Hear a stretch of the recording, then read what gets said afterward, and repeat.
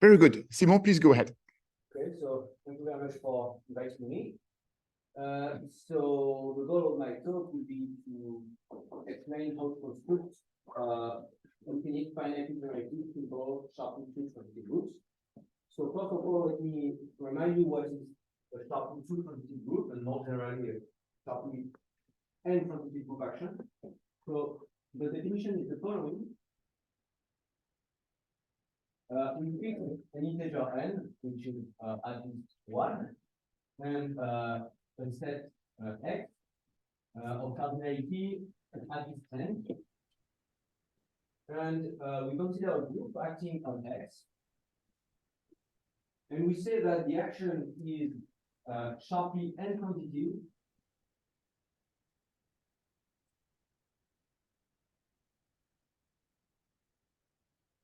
which I will simply denote S and T because I'm going to use it a lot of times in my talk. So S and T.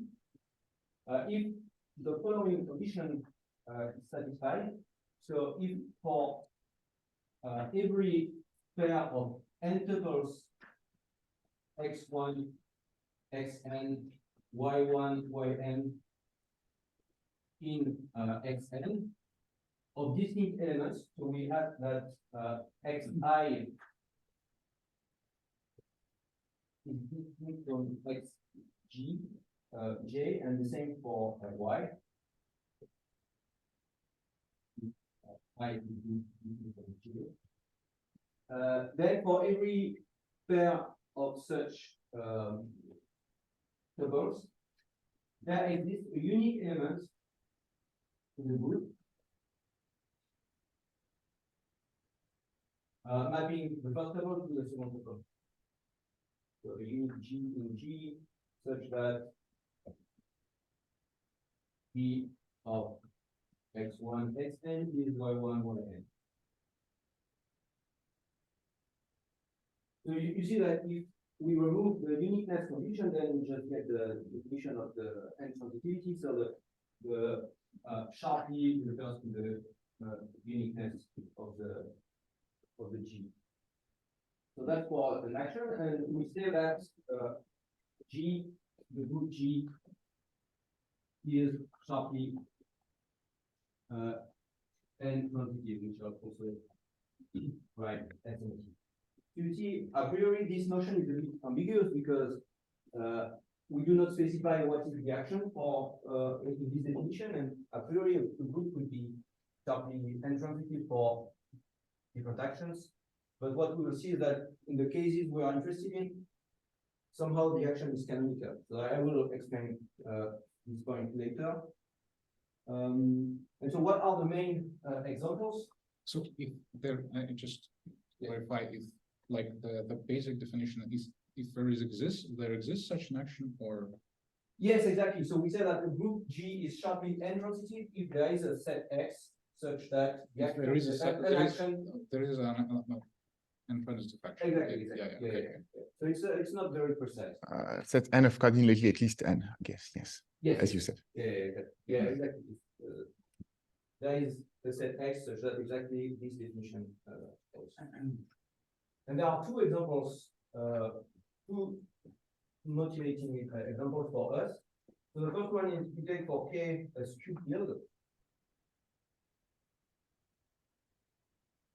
And you look at the action of the affine group. So the affine group is the set of applications of the form X is mapped to AX minus B, with A an element of K star and B an element of K, which you can also write as a semi-direct product of K with K star. Then this group has a natural action on K. And this action is Sharply two-transitive. That's an easy exercise. And the other example is, so now we take for K the field, and we look at the action of PGL to K on the projective line. And this action is Sharply two-transitive. And in fact, this one generalizes the previous one, at least when K is a field, because if you look at the stabilizer of the point at infinity, what you get is precisely the affine group. And the action of the stabilizer on the complement is exactly the action of the affine group on K. So these are the two main examples. And the question. So what's wrong with taking a skew field into? You just have to quotient by K star on the right side, K squared below K star on the other side than the action. Skew field. I don't know. I think if you just write things, something doesn't work. I don't know what it works. Yeah. Oh yeah, scalars would not be normal. Oh, scalars yes, should. Yes. Scalars should still be normal. I think there are examples of skew fields for which this would not work. Okay. I don't remember precisely why, but okay. Okay. Anyway, I'm mainly interested in one. So that was just motivation, but really the question we are interested in is for n equals to 2, does there exist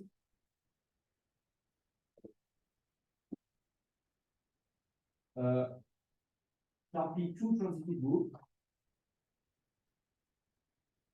that is not isomorphic to the affine group.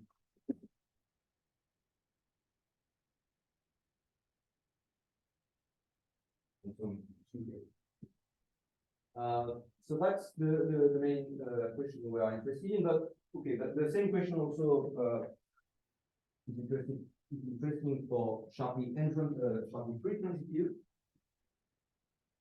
I will just give you the answer to the two questions, and then I will focus on Sharply 2 transitive groups. Is this related to a non-classical projective planes?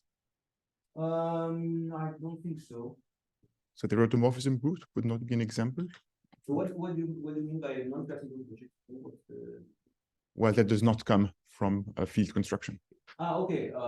So yes, maybe in that case, you could extract something like that.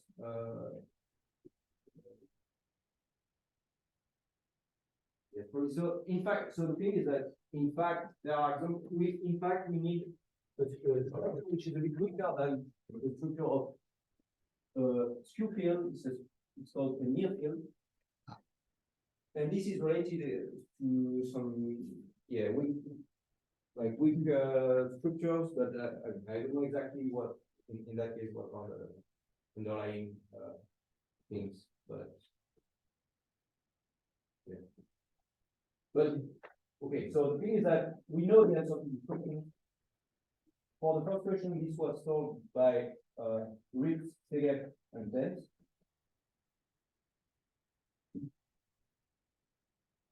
In 2014, what they proved is that indeed there exists such a group, and in fact they proved that there exists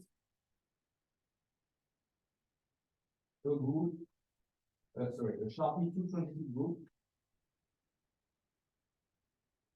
without a non-trivial normal abelian solution.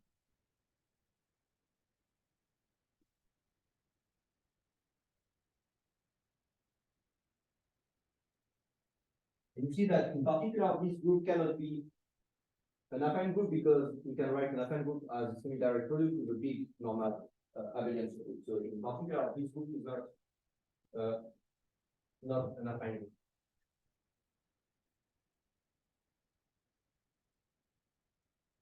And then 2 years after this result, Catherine Tent proved that the same is true for Sharply 3 transitive groups. So what she proved is that in 2016,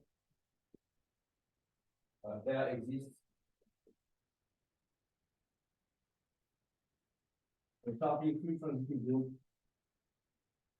that is not a projective group.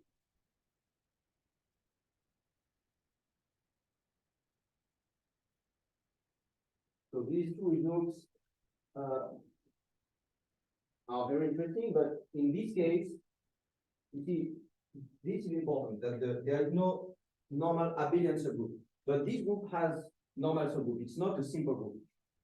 So what does the point stabilizer look like for that group? It's a very complicated thing. It's full of you will see. I will explain basically the construction. Yes, it's very complicated.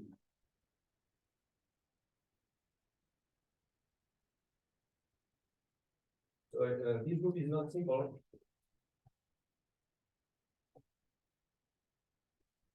And what I'm going to explain, in fact, is that we can construct such a simple group. So that was a question by Peter Newman.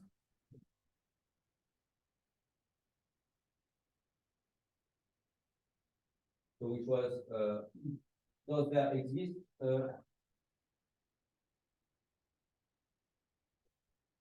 Sharply two transitive simple group? So infinite, I should say infinite because otherwise the group with two elements is such a group, but that's not interesting here. And infinite Sharply two transitive simple group. And so what we proved with Catherine is that the answer is yes. Let us say 1.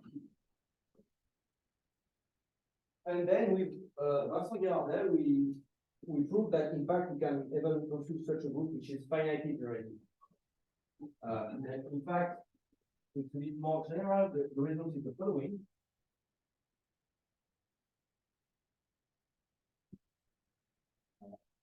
So what we prove is that if you take a non-elementary torsion-free hyperbolic group,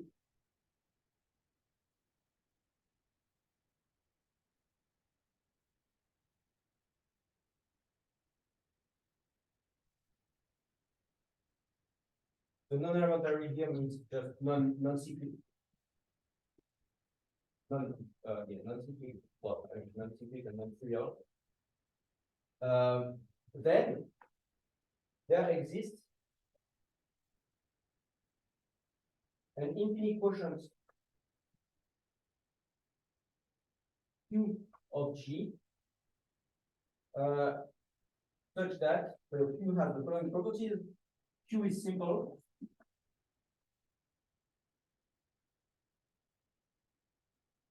Q is sharply two transitive. And we can even prove that Q has exactly 4 conjugacy classes of elements.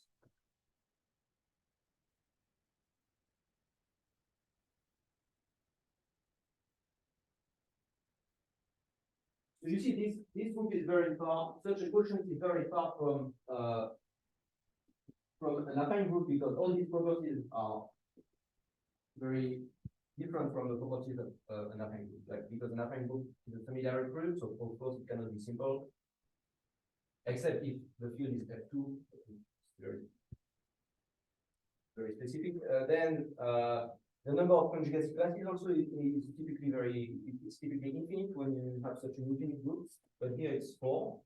And also you see that if there is a property which is true for a hyperbolic group and which is preserved by quotient, then it will be true in a sharply two transitive group. For instance, if you take F2, then you get a group which is generated by 2 elements.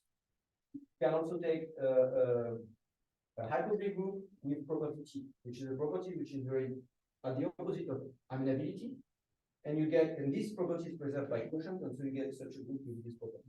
But you see that such a group will be like a semi-direct group like that of 2 abelian group will be amenable. So this if you take such a group with property T, then you get something which is really at the opposite. So yeah, so that's the idea behind this result, that you can get very complicated sharply two transitive groups that are very far from affine groups. Yeah, so then before I give you the ideas of the proof, I would like to just say something. Just check whether the image is mirrored. I didn't set any mirroring here, so. Okay, so apologies for the quality, but at least the live people. Then what happened to this thing? Okay, so Simon, sorry for the interruption. Okay, no problem. And we'll try to fix this during the break. Okay. Yeah, so what? By the way, I missed the last 2 minutes because Yeah. of all this. So So, yeah, so I stated the. non-elementary. Yeah, so what I said is that with Catherine Blank, we constructed a simple infinite Sharply group. And then with Vincent Yardel, we proved something which is more general, which is that if we start from a non-elementary torsion-free hyperbolic group, we can always construct a quotient of this group, an infinite quotient, which is Sharply 2 transitive, simple, and with exactly 4 conjugacy classes of elements. So in particular, this group is finitely generated because it's a quotient of a finitely generated group. And yeah, so it's very far from being an affine group. All these properties are very far from properties of affine groups. And the 4 conjugacy classes is natural because identity, point stabilizer, non-point stabilizer, and then there's a 4th class unit. Yeah, so there is of course the neutral element, then involutions, so elements of order 2 form a conjugacy class. Then products of distinct involutions.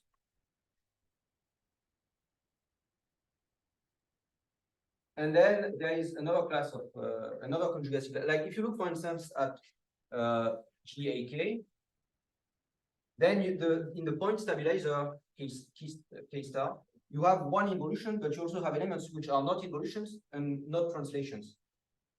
And all these elements will be conjugates. I mean, it's, of course, this group will be very different, but somehow all these elements will be conjugate here. So that gives a fourth conjugacy class. So yeah, so I will, yeah, maybe I will not have time to explain this one. And so the key to construct this quotient is small constellation theory. So the idea is to take an infinite sequence of quotients, and we add more and more relations. And so I will try to explain a bit at the end of my talk. And so what I was saying is that we are interested mainly in these 2 cases. And so also about the structure of these groups. So you say they're simples, they don't have normal subgroups. Yes. But are they products of 2 groups? Typically a product of translations, well, quote unquote translations and quote unquote point stabilizer. So then you find 2 non-normal subgroups such that every element is uniquely a product of the first and the second. No, I don't think so. I don't think so because the construction is very, very complicated. I don't expect something. It would be by accident. Yeah, it would be an accident, and I don't think it happens. Yeah, so for other values of n, the situation is very different. So that is the case n equals 1, for which there is nothing to say because every group is sharply 1 transitive group, sharply 1 transitive in a unique way. It's the action on the group itself by left translation. And if you take an action sharply 1 transitive on a sect X, then you can define a bijection which is G equivalent. So this case is not interesting because every group is sharply 2 transitive in a unique way. So now the interesting case is when n is at least 4. And so in that case, we will see that in fact the number of sharply n transitive groups is very limited. So what are the natural examples? Of course, there is the symmetric group on n elements for its natural action on n elements. There is also Sn plus 1, because if you take n plus 1 points and you take 2 tuples among these n plus 1 points, there is a unique bijection mapping the n tuples to the n tuples. And there is also n plus 2, because if you take two n tuples among n plus 2 points, you have exactly 2 bijections mapping the n tuple to the other n tuple. And there is exactly one of these 2 bijections, which is an even product of transpositions. So all these groups are sharply n-transitive. And around 1860, Emile Mathieu discovered two other groups, which are now called the Mathieu groups, which are the first sporadic finite simple groups. So the first finite simple groups that do not belong to an infinite family. So these groups were discovered by Emile Mathieu around 1860. So this one is a subgroup of S11, and this one is a subgroup of S12. And in fact, this one is the stabilizer of a point for the action of this one. And a few years after Mathieu discovered these groups, Jordan proved that, in fact, so that was around 1870.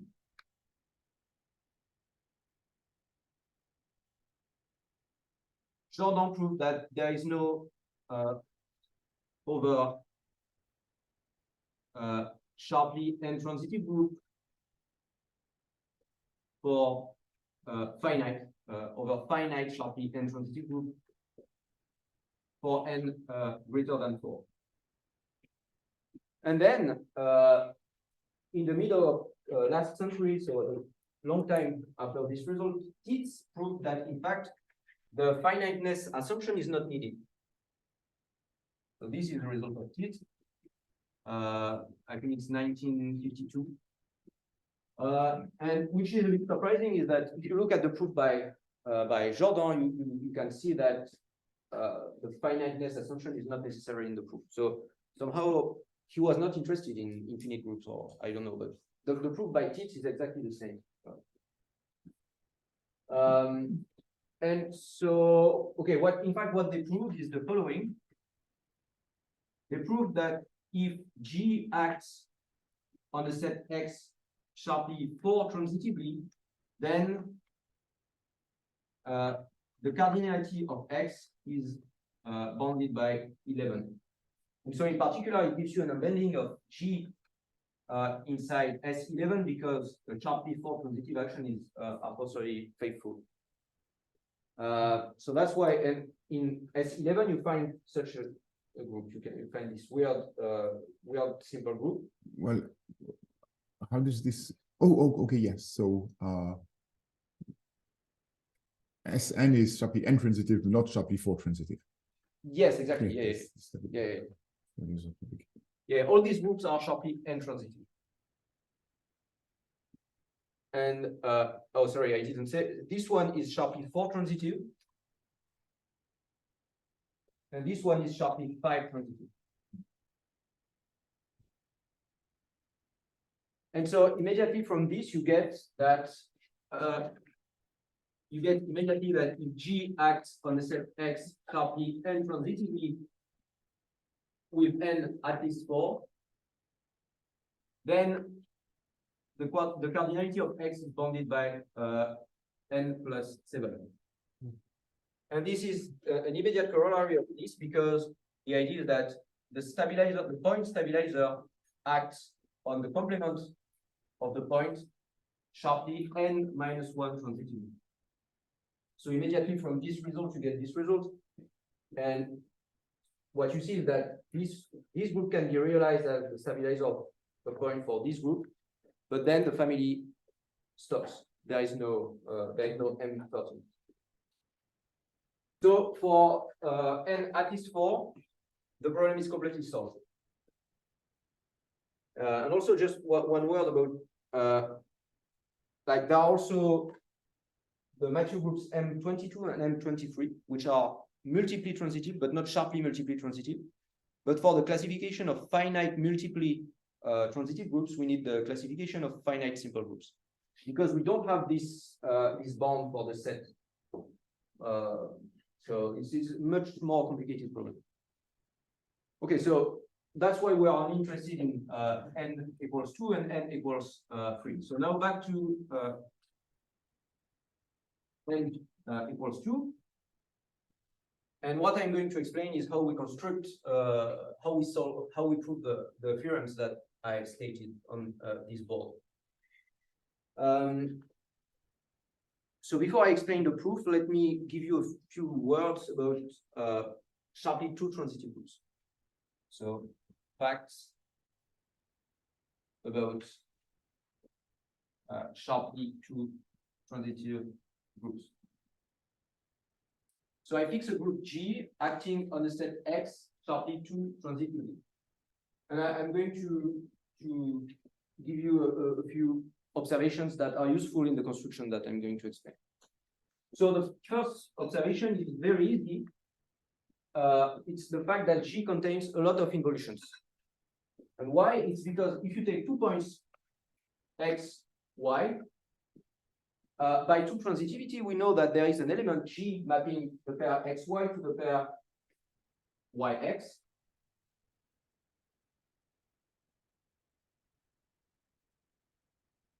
So if you apply G 2 times, you get an element fixing XY.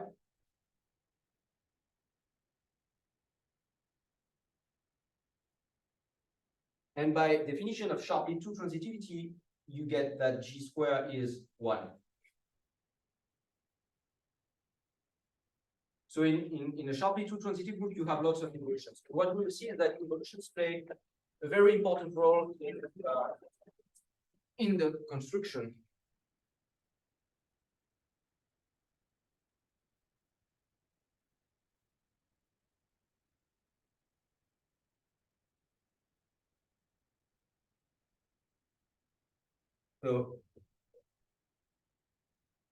So the group has a lot of involutions, and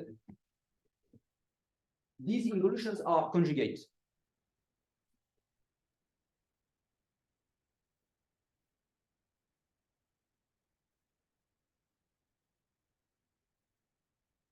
That's also something very easy, because if you take two involutions, two distinct involutions,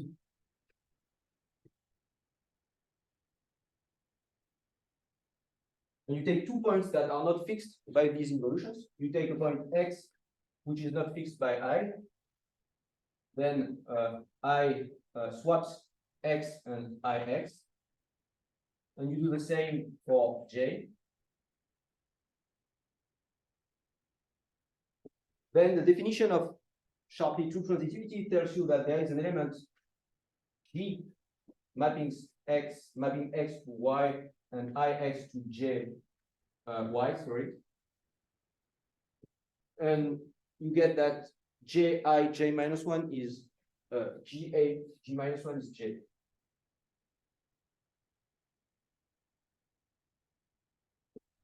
So this group is full of involutions, and involutions are conjugate. And now there is a very important dichotomy depending on whether or not involutions fix points. So now the dichotomy is the following. So either involutions act freely on X, or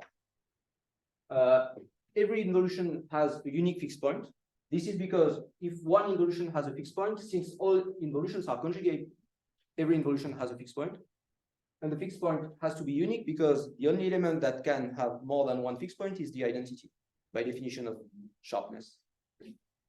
And in that case, so every involution has a unique fixed point.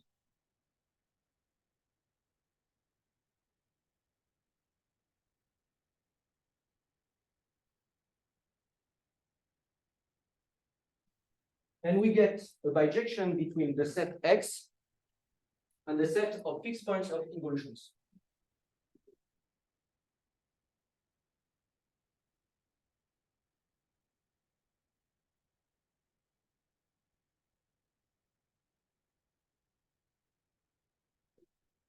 So we get a bijection from the set of involutions of J on the set X. So for every involution I, you associate the fixed point, the unique fixed point of I. So it's clear that this map is onto because the action of J on X is transitive. And the fact that is not completely clear is that two distinct involutions cannot have the same fixed point, but that's something we can prove. And so here we get the bijection. And what is interesting is that on this set, there is a natural action of G, which is the action by conjugation.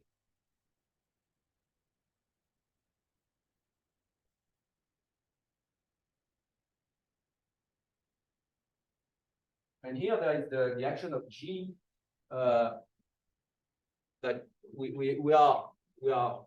started from an action of G on X. And the fact is that this bijection is G equivalent. So at the beginning, I told you that somehow the definition of a Sharply intransitive group was a bit ambiguous because I did not specify the action. But the thing is that when involutions have fixed points, the action is canonical, the action is unique. It's the action by conjugation on the set of involutions of G. And that's what I'm going to do in my construction. I'm going to construct a group acting by conjugation on its set of involutions. So that's the thing I'm going to do. And also just one more remark, because otherwise the construction is not very natural. The remark is the following, is that since involutions are conjugate, and since so now since we have this bijection, and since the action here is two transitive, the action is also two transitive here, and what we get is that the product of two distinct involutions are conjugate.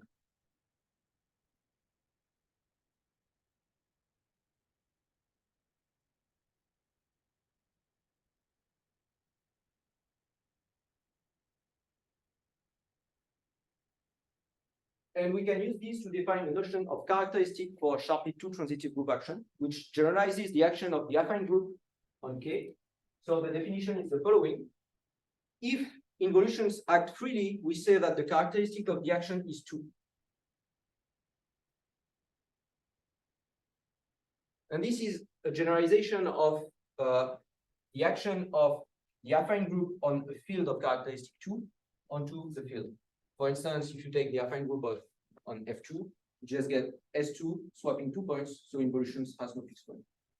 And here we also define the notion of characteristic by saying that either, so if I take two distinct involutions, let's say ij, either the order of ij is finite, in which case it's necessarily a prime number,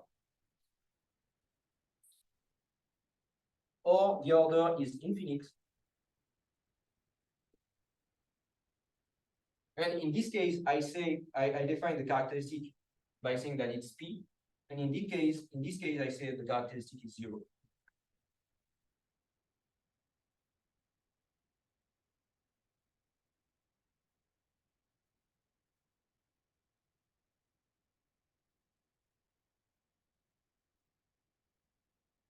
And the important point is that the characteristic of the affine group on K acting on K is precisely the characteristic of K in the sense of field theory. And we can prove that, so we know that, for instance, if we have a field of characteristic 0, then this field contains a copy of Q. Similarly, when we have a Sharply two transitive group of characteristic 0, then it has to contain a copy of the affine group on Q. And for a Sharply two transitive group of characteristic P, it has to contain a copy of the affine group on FP.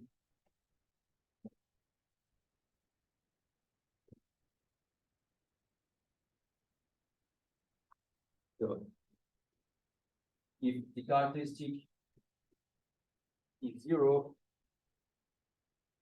then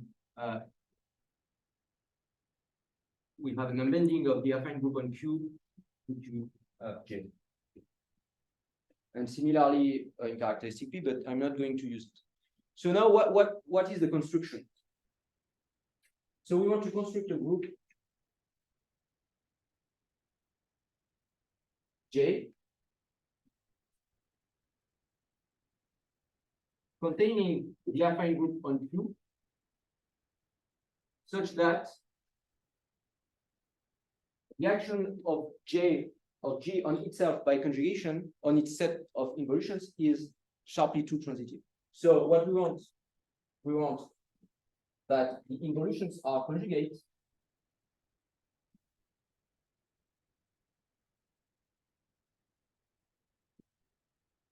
we want that the pair of distinct involutions are conjugate. Equivalently, it means that if I fix two involutions here, the centralizer of I acts transitively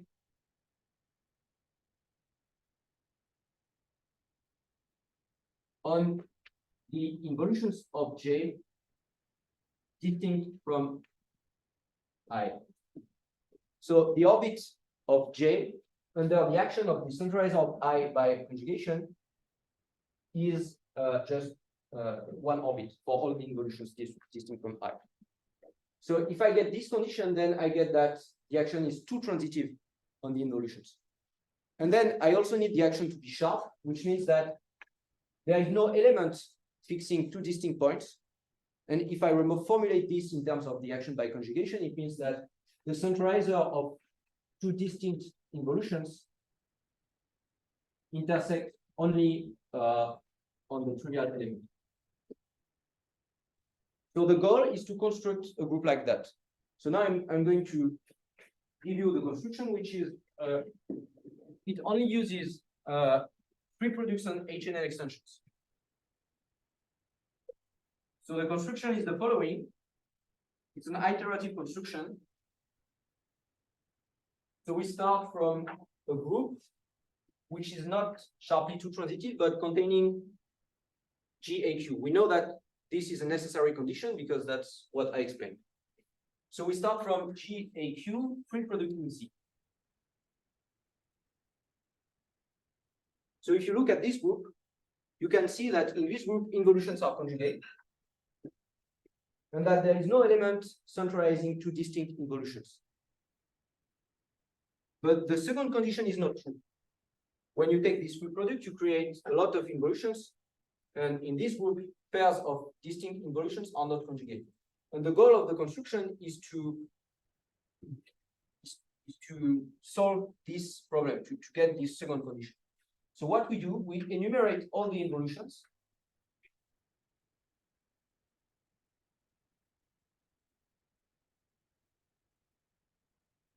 I1, I2, and so on. And now for each involution, we want to add a new element in the group, mapping, so centralizing I and mapping J to this involution, because we want the centralizer of I to act transitively on the involutions distinct from I. So what we do, we define a group G1, which is just G0 plus a new letter which centralizes I and which maps J to I1. And when we define similarly G2 and so on. So what we get at the limit, we get when we take the union of this increasing sequence, we get a group G infinite, in which all these involutions are now conjugate under the action of the centralizer of I, just by construction. But the problem is that in this group, we have more involutions. We have new involutions that were not in this list. So we do it again. And we do it infinitely many times. And at the limit, we get this condition. The problem is that if I do it like that, I lose this condition.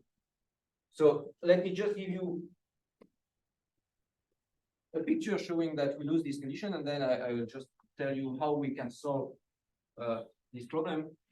So we started from two involutions Ij in a copy of the affine group on Q, which is contained in our group G0. And now imagine that at some point we have the dihedral group generated by I and Ik, which is strictly contained in the dihedral group generated by I and IL. So which I can represent by a line. So this will be IL, and this will be IK. So at the step L, I add a letter TL, mapping J to IL, and centralizing I.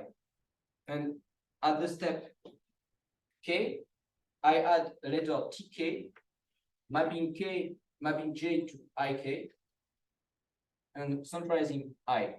The problem is that you see that this involution has a preimage in the affine group on Q by this letter. So there is also an involution G prime, which is mapped to IK by TL.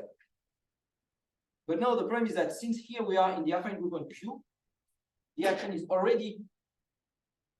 of the centralizer of I is already transitive on these involutions. So you can find an element in the centralizer of I mapping this involution to this one. Let's say this element is C. And now if you follow the arrows, you find an element which is in the centralizer of I and in the centralizer of J. So it's C, then TL, and then TK minus 1. So if we do it like that, we cannot get this condition. So the idea, in fact, is not to enumerate all the involutions, but only to enumerate the involutions such that the dihedral group generated by I and IL is maximal for inclusion.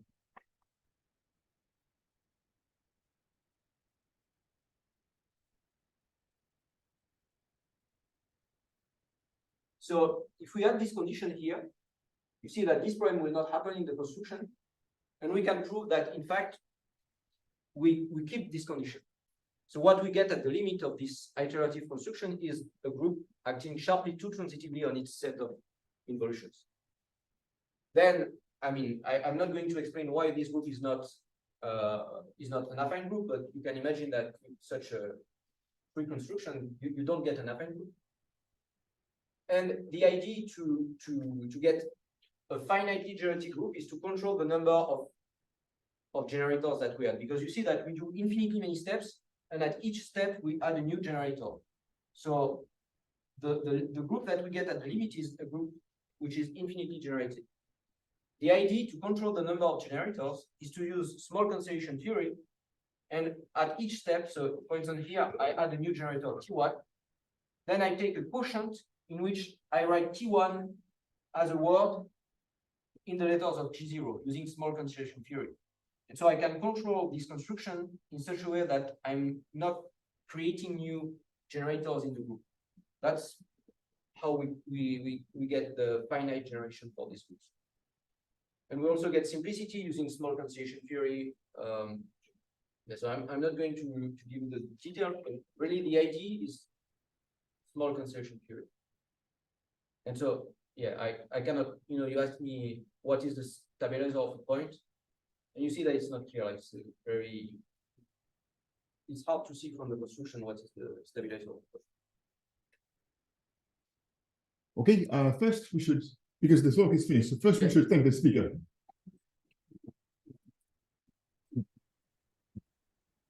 And then you can ask a question. I didn't realize that you were about to say thank you very much. Though I had my hand up like an idiot, I apologize. Okay. Then my question is just so this is the same.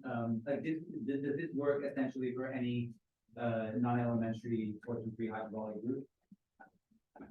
So like something like this. So what I said, in fact, is that here we did this construction with C, but if you want to do it, as I said, for if you start from say a non-elementary torsion-free hyperbolic group gamma, then this group is relatively hyperbolic because this group is hyperbolic, and the idea is to use small constellation theory to get a group at the limit which is a quotient of gamma. So the idea is that you take, for instance, here you take a quotient in which you write T1 as a complicated word in gamma. But using the small cancellation property. Yes. And that's how we get, using small constellation theory infinitely many times, at the limit we get the quotient of gamma. It's exactly the same construction, but with extra steps to control the new letters that appear in the construction. And that works in the same way for any torsion-free non-elementary hypothesis. Yes. And what can be said about such groups for n equal to 2, assuming that set X is finite? Sorry, what? All these constructions are for infinite X, yes? Yes. And are there any interesting examples for finite X? So the problem is that, as I said, there is a complete classification. Oh, maybe I didn't say. Yeah, for finite groups, there is a complete classification. So there is a result, an old result, which is by Zassenhaus from 1936, which says that if a Sharply two-transitive group is finite, then in fact it's an affine group on something which is called a near field. So it's a bit weaker than a skew field. And there's also a complete classification of the finite near fields. So in the finite case, there is a complete classification.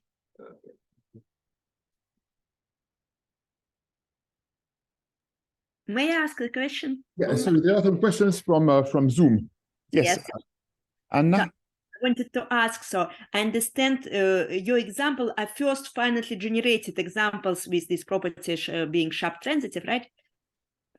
Yes, infinite finitely generated. Yes, yes. Finitely generated. And I wanted to ask, can one expect some interesting corollaries for geometry? For example, you mentioned some of your examples have property T of Kazhdan, right? Yes. But is there something that, for example, if you assume on the contrary that your group is amenable, for example, can you expect that they should not exist, or can one expect some? Yeah. Okay. Some geometric obstacles to have this property? So I don't know for amenable groups, but there is a long list of results of the form. If you take a Sharply two-transitive group in a nice class of groups, then it's an affine group. So it was proved by Zassenhaus for finite groups, by Tits for topological groups, like a group like connected locally compact acting continuously on a locally compact group. It's also known for linear groups. So in general, if you work inside a very nice class of groups and you consider a Sharply two-transitive group, it's very likely that you will be able to conclude that your group is in fact. That's fine. This I got from your paper and from your talk, but I was wondering, maybe can one assume something stronger, maybe not only amenable? Suppose that the growth of your group is sub-exponential or something of this kind. Yeah, it's for something. Maybe my question is also to Laurent. Maybe Laurent can comment for branch groups with some amenability conditions. Is there a reason to think why not too sharply transitive, or maybe it's interesting to search the examples even there? Yeah, I would say it's possible. Yes, I don't have the answer, but I think I don't see any. You don't exclude the possibility that even for groups with very different properties, you can have this property. Then it seems interesting in the future to understand that. Yes. Yeah, it's true. It's true. Yeah. And it's not clear a priori that a group of sub-exponential growth couldn't be Sharply two-transitive, for instance. I think it's an open question. Yeah, definitely. I had another question, which is, can you do a construction in positive characteristic? Yeah, that I'm working on this problem at the moment. So there's a serious obstacle to. Yeah, it's difficult. I mean, it's more difficult because the thing is that in positive characteristic, as I said, if the product of two distinct involutions is infinite, we say the characteristic is 0, and if it's P, we say the characteristic is P. So if you want to create a group of characteristic P, you have to ensure that the product of two distinct involutions is always P. The problem is that you see in such a construction, we create a lot of involutions. And if you take two involutions at random, basically they will generate an infinite dihedral group. So what you have to do, you have to kill the p-power of an element like that. And it's difficult because when you do small constellation and you kill p-powers of elements, it's very similar to constructions like you know, the solution to the Burnside problem. And it's there are more things to. It's more difficult. It's more. It's also. I mean, at least for the techniques I know, it uses small constellation theory, but it's more technical. So that's. But it should exist. Yeah, but the construction is more technical.